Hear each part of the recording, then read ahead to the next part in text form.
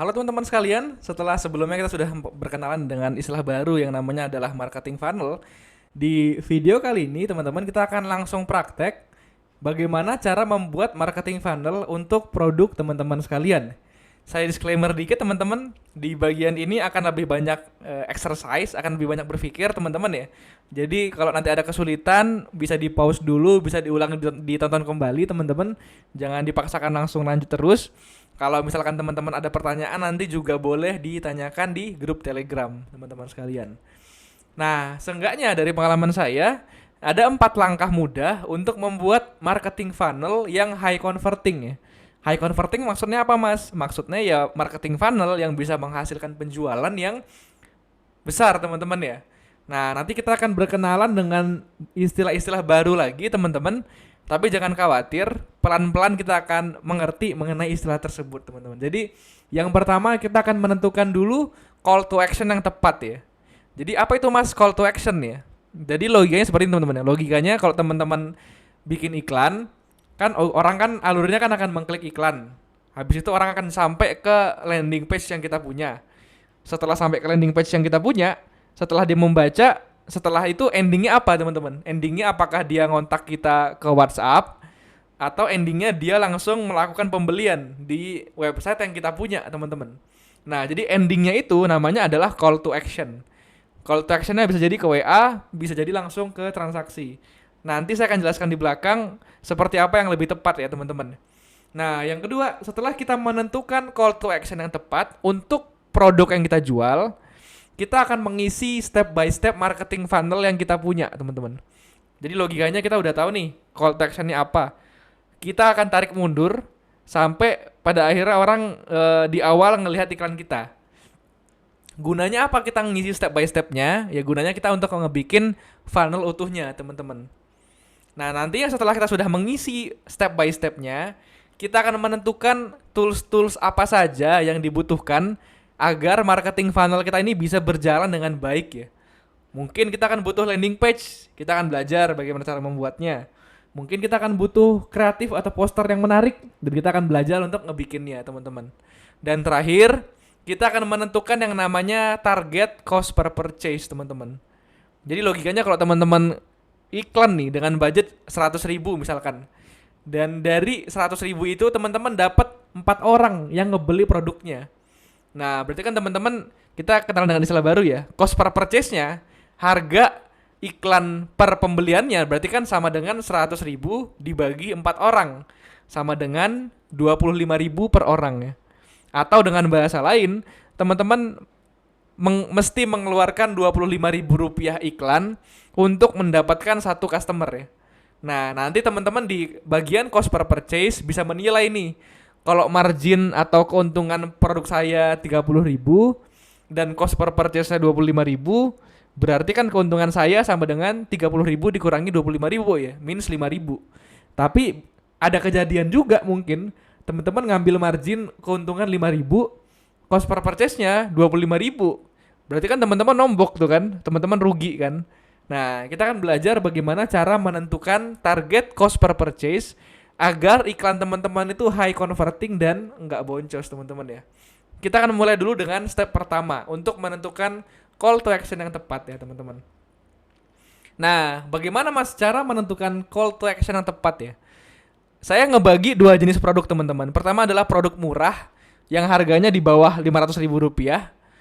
Yang kedua adalah produk mahal teman-teman yang harganya di atas Rp500.000. Nah dari pengalaman saya, untuk produk-produk yang mahal, teman-teman, harganya di atas Rp500.000, itu membutuhkan proses marketing yang lebih panjang, teman-teman. Misalkan jual rumah, teman-teman ya. Kan nggak mungkin teman-teman jual rumah 1M nih harganya. Dari iklan, teman-teman arahin ke landing page, tiba-tiba di landing page teman-teman arahkan untuk check out ya. Bayar pakai transfer bank 1M. Nggak akan ada yang transfer ya, saya yakin teman-teman ya. Karena butuh proses marketing yang lebih panjang. Misalkan teman-teman bisa ngasih free item dulu gitu ya. Misalkan let's say teman-teman jualan apa ya? Teman-teman jualan bootcamp misalkan ya. Bootcamp data science teman-teman.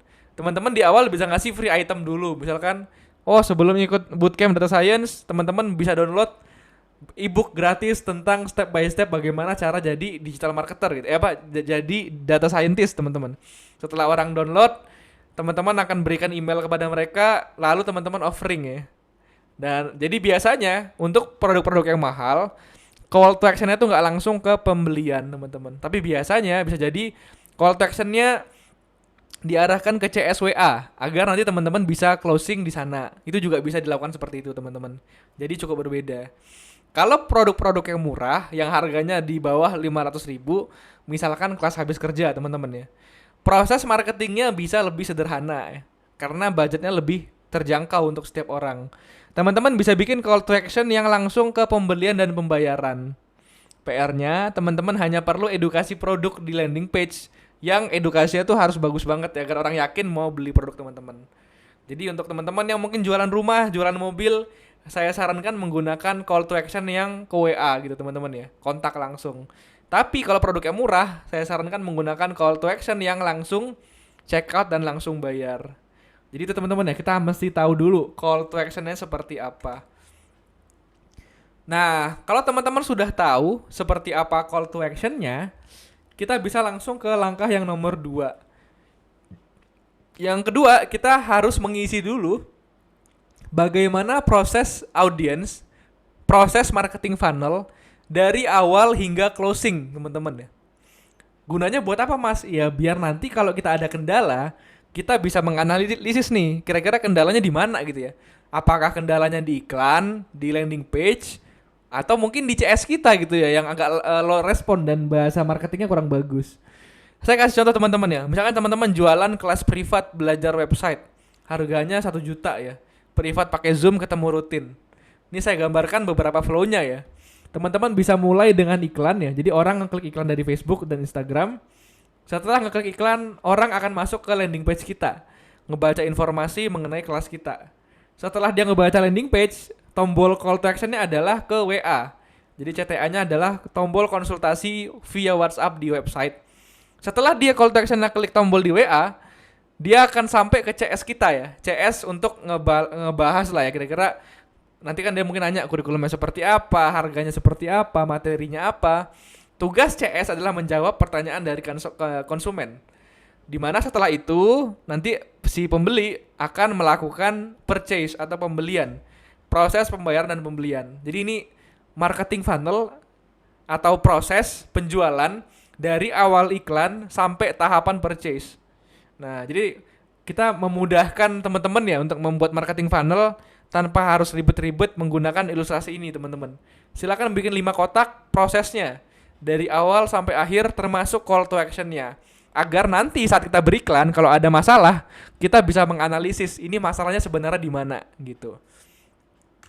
Saya kasih contoh lagi teman-teman, untuk teman-teman yang jualan properti perumahan baru misalkan.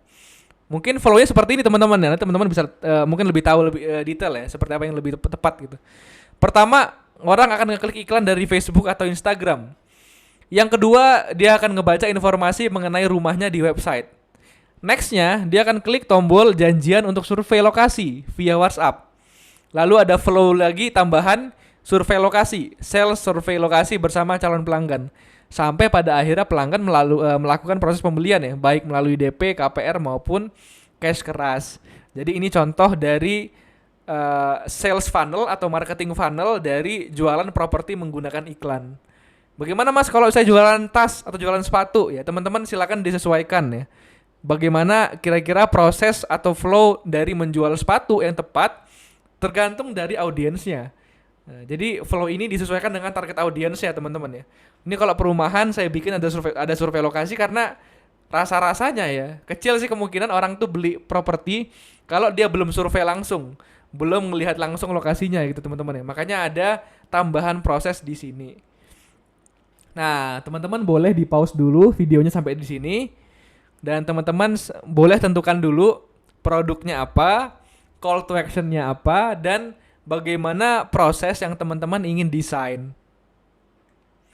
Oke. Ya, kalau teman-teman sudah selesai, di langkah ketiga, teman-teman bisa mendefinisikan tools atau peralatan apa saja yang dibutuhkan untuk menjalankan marketing funnel ini, teman-teman ya. Nah, ini kan marketing funnel nih, teman-teman.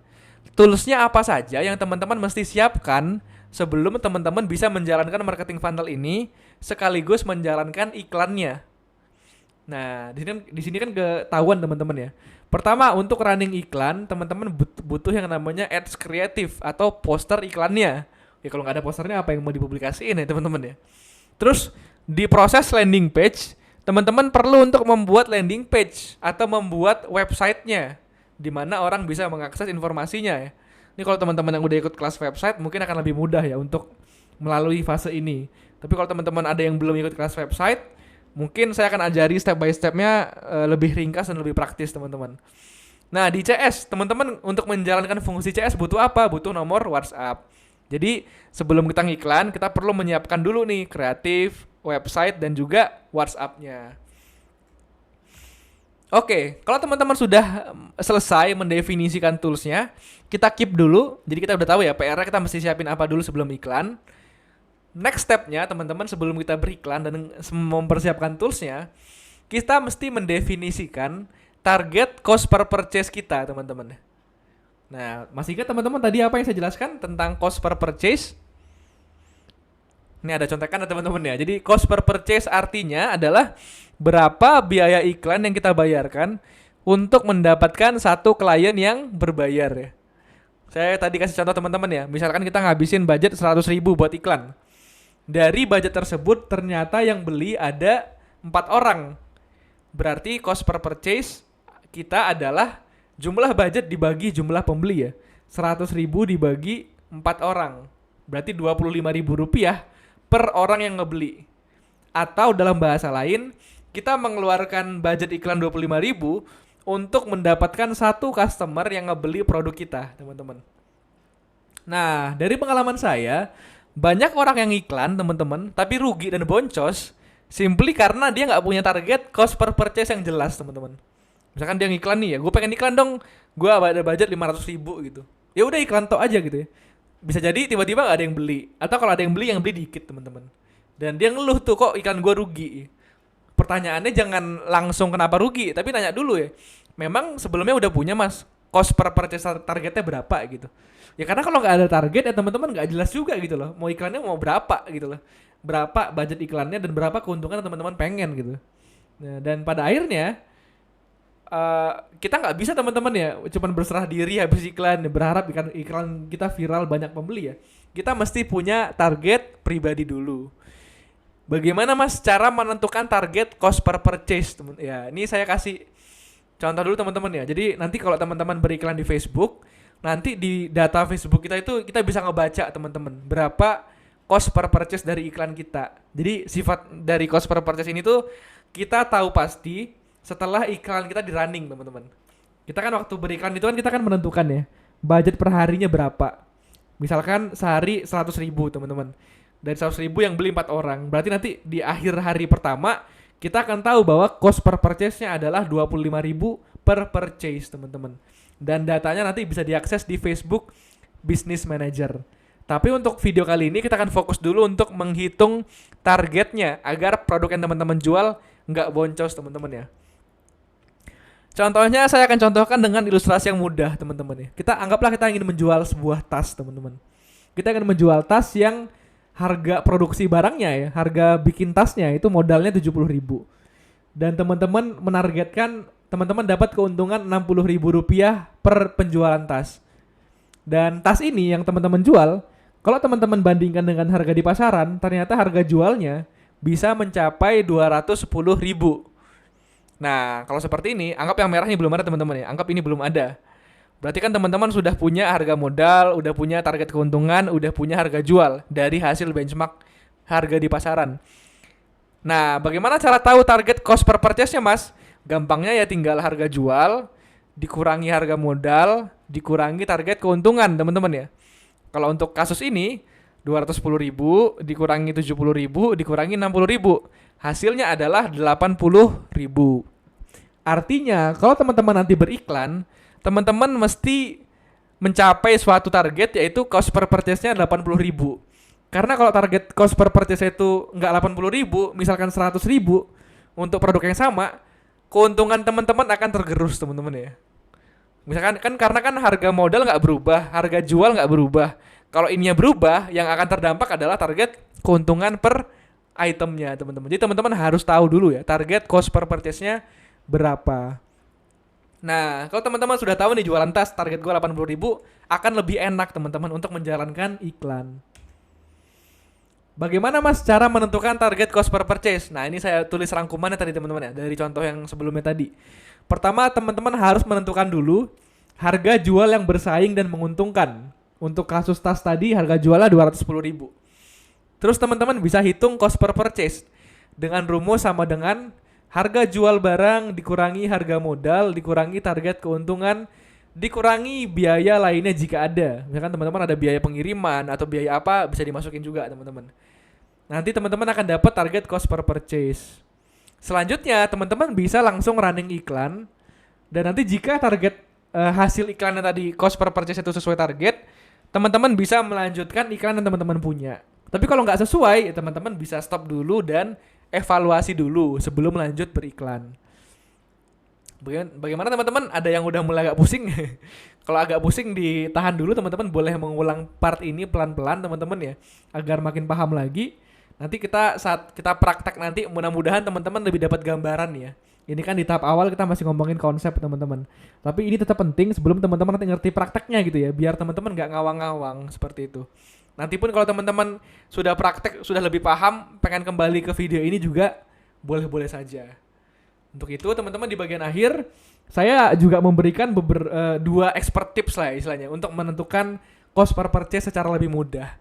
Pertama, biasanya saya akan mencari barang yang bisa dijual dengan harga minimal 3 kali lipat dari harga modal barang ya. Kalau teman-teman pengen convert, pengen cuan, pengen untung menggunakan Facebook, Instagram Ads. Cari barang yang marginnya tuh 3 kali lipat teman-teman ya. Jangan jualan barang yang keuntungannya 10%, 20%.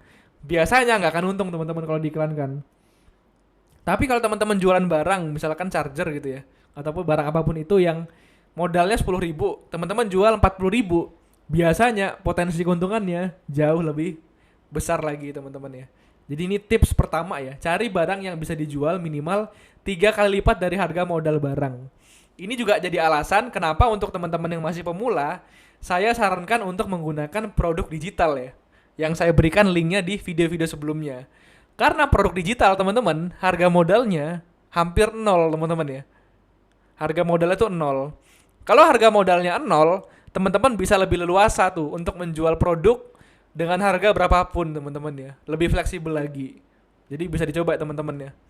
Dan expert tips yang kedua teman-teman, carilah barang atau jasa yang punya perceived value tinggi ya, atau punya nilai jual tinggi ya. Maksudnya kalau kita jual mahal pun orang ngerasa ya memang harga produk itu mahal gitu loh. Produk itu memang worth it untuk dijual mahal gitu. Misalkan tadi postur korektor teman-teman. Kalau di Cina teman-teman beli produk yang tadi yang pelurus punggung tadi, mungkin harganya cuma $3, $4 teman-teman ya. Nggak nyampe 100.000 harganya kalau dirupiahin. Tapi kalau teman-teman ngejual barang tersebut dengan harga 300.000, mungkin orang masih ngerasa ya wajar-wajar aja dong. Namanya produk kesehatan gitu ya. Ya kenapa seperti itu? Karena memang produk ini punya perceived value atau punya nilai jual yang tinggi teman-teman ya. Jadi teman-teman selain mencari produk yang bisa dijual 3 kali lipat dari harga barang modal, teman-teman juga harus menjual produk yang punya perceived value yang tinggi. Dengan begitu teman-teman bisa memiliki iklan yang profitable teman-teman ya. Jadi itu tips dan trik dari saya yang keempat untuk mendefinisikan target cost per purchase. Nah, kalau teman-teman sudah menyelesaikan keempat step tadi, kita tinggal mereview marketing funnel yang kita sudah buat teman-teman ya.